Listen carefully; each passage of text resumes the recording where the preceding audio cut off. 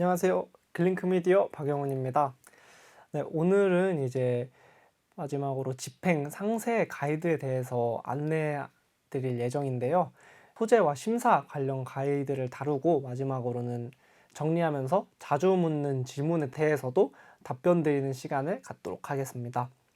네, 지난 강의 때 설명드린 집행 프로세스를 통해서 확약까지 진행된 상태라면 이제 소재 제작만이 남은 상황일 텐데요. 소재 제작 가이드에 대한 안내를 드리기 전에 최근에 비즈보드 사이즈 변경 소식이 있어서 이 부분 짚고 넘어가도록 하겠습니다. 2023년 2월 21일을 기점으로 비즈보드에 대한 주목도를 높이기 위해서 기존 대비 소재 사이즈가 변경됐는데요. 배너와 오브젝트 등의 이미지 에셋의 가로, 세로 길이가 확대됐고 글자 수는 줄었지만 그만큼 폰트 크기가 확대되었습니다. 적용 대상에 비즈보드 CPT 상품도 포함됐기 때문에 이 부분 참고차 안내드리기 위해서 같이 말씀을 드렸습니다. 가이드가 좀 까다로운 만큼 원활하게 소재 제작을 하실 수 있도록 소재 제작 템플릿을 제공하고 있는데요. 템플릿은 카카오 비즈니스 가이드 페이지에서 다운로드 가능하십니다. 네, 이전 강의에서 말씀드렸듯이 비즈보드 CPT 상품에서는 이제 완화된 소재 가이드가 적용이 되어 있는데요. 이 부분에 대해서 좀 더 구체적으로 설명을 드리도록 하겠습니다. 첫 번째로는 이미지 영역 확장인데요.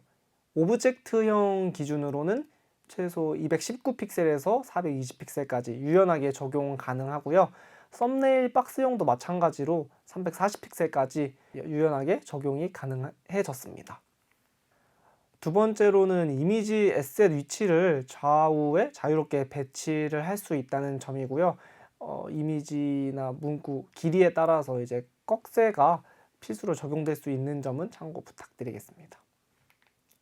세 번째는 텍스트에 관한 얘기인데요. 이 텍스트 효과도 여러 기능을 적용할 수 있습니다. 크게 티가 나지는 않지만 권장 폰트 외에 고딕 계열의 여러 폰트를 사용하실 수도 있고요. 혹시 브랜드 자체 폰트를 보유하고 계신 경우에 또 그 메인 카피 부분에 브랜드 폰트를 활용하실 수도 있습니다. 텍스트 영역은 가로 길이가 제한되는 대신에 세로 길이를 최대 51픽셀까지 조정할 수 있는데요. 보시는 것과 같이 메인 텍스트는 한 줄부터 세 줄까지 적용 가능합니다. 이거는 한 줄 카피의 경우고요. 두 번째로는 이제 두 줄 카피의 경우 일반적인 비즈보드에서 활용되는 형태인데요. 마찬가지로 메인 카피와 서브 카피 세로 길이를 구간 내에서 자유롭게 조정하실 수 있습니다. 비즈보드 CPT 상품에서는 세 줄까지도 카피를 쓸 수 있는데요. 세 번째 카피는 18픽셀로 높이가 고정인데 이제 세 줄을 총합했을 때 높이는 152픽셀 내에서 자유롭게 구성이 가능합니다. 다음 텍스트 효과는 텍스트 하이라이트 효과인데요. 예시와 같이 정해진 컬러 중에서 풀 컬러형과 하프 컬러형 중에서 골라서 활용이 가능합니다. 풀 컬러형은 뭔가 중요한 부분을 강조할 때 형광펜을 칠하는 느낌으로 하이라이트를 주는 효과고요. 하프 컬러형은 밑줄 느낌으로 이해를 해주시면 좀 더 좋을 것 같습니다. 하지만 최대 3개 어절까지만 하이라이트 사용이 가능하고 이외에도 구체적인 가이드가 있기 때문에 참고할 필요가 있을 것 같아요. 제가 각 가이드별로 굿 케이스와 배드 케이스도 함께 가져와 봤는데요. 이렇게 전체 문장이나 3어절을 넘게 하이라이트 표시를 하거나 아니면 뭐 메인 카피가 아니라 서브 카피 하이라이트 효과를 적용하는 등으로는 하이라이트 표시가 불가능하다는 점을 참고해 주셨으면 좋을 것 같고요. 이 굿 케이스들을 위주로 참고를 해서 소재를 제작하길 바라겠습니다. 텍스트 하이라이트 효과 말고도 텍스트 자체에 컬러 효과를 적용할 수도 있는데요. 하이라이트와 다르게 특별하게 이제 사용할 수 있는 컬러가 정해져 있는 건 아니지만 가독성을 위해서 오른쪽에 보이시는 컬러 선택 팁의 파란색 영역에서의 컬러를 사용하는 것을 권장드립니다. 예시로 이렇게 형광색이거나 아니면 가독성이 떨어지는 밝은 컬러를 사용할 경우에는 검수에서 반려될 수 있기 때문에 이 부분은 이제 활용하기 전에 한번 참고를 해주시면 좋을 것 같아요. 네, 여기까지 CPT 상품에서의 완화된 가이드를 포함해서 안내를 드렸는데요. 비즈보드 CPT 상품은 이렇게 논 타겟팅 상품이다 보니까 연령 타겟팅이 필요한 상품이나 서비스는 광고 집행이 불가합니다. 대표적으로는 담배나 주류, 사행성, 성인 관련 서비스가 이에 해당될 수 있는데요. 또 채팅 앱 같은 만남 주선 혹은 유사 서비스도 집행이 불가합니다. 또 허위 매물 위험성이 있는 그런 업종도 광고 집행이 불가하다고 하네요. 그리고 의외로 여성 청결제나 남성 건강식품 그리고 속옷 광고도 의외로 이제 광고 집행이 불가하다고 하니까 관련 업종 브랜드 측에서는 이 부분을 유의해 주셔야 할 것 같아요. 이외에도 이런 민감한 이슈로 이어질 수 있는 업종들은 광고 집행이 불가하고요. 업종 자체의 문제 외에도 광고의 목적을 파악하기 어렵거나 저작권 문제가 있는 광고도 광고 집행이 불가하고, 선정성이나 폭력성이 있거나 아니면 타인을 비방하거나 가짜 사실을 유포하는 등의 그런 경우에도 광고 집행이 불가하게 됩니다. 물론 이런 내용들은 안 들어가겠지만 혹시나 하는 마음에 같이 말씀을 드리는 거니까 참고만 해주시면 좋을 것 같아요. 그리고 집행이 아예 불가한 것까지는 아니지만 제한적으로 운영이 가능한 경우도 일부 있는데요. 예를 들어서 정치 및 선거 홍보 광고는 경우에 따라서 집행이 제한될 수 있기 때문에 사전에 이 부분은 문의를 주시고 진행을 하시는 게 좀 더 안정적인 운영을 하실 수 있을 것 같아요. 대출 광고는 제도권 금융 1, 2금융권과 그 공공기관만 가능하고요. 자정부터 아침 8시까지의 심야 시간 구좌에만 광고 집행이 가능합니다.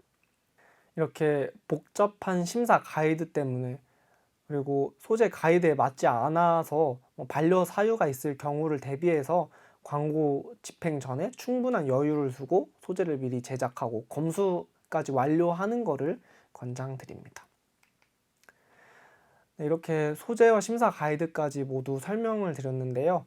두 번째 강의에서도 이야기한 부분도 있지만 뭔가 자주 묻는 내용에 대해서 마지막으로 정리하고 마무리하는 시간을 갖도록 하겠습니다. 첫 번째 질문은 한 광고주가 여러 구자를 구매할 수 있나요? 라는 질문인데, 가능하고요.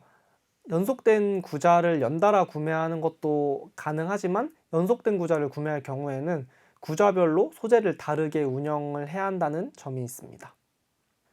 다음은 여러 개의 소재를 등록할 수 있나요? 라는 질문인데, 여러 소재 등록이 가능하고 개수 제한도 없지만 효율이 우수한 소재에 최적화되어 노출되는 거는 불가하고요. 균등하게 소재가 노출되는 것도 보장하지 않습니다. 그냥 완전히 운영 설정된 소재들이 랜덤하게 노출된다고 이해를 해주시면 될 것 같아요. 광고 문구에 특수문자 활용이 가능한가요? 라는 질문인데요.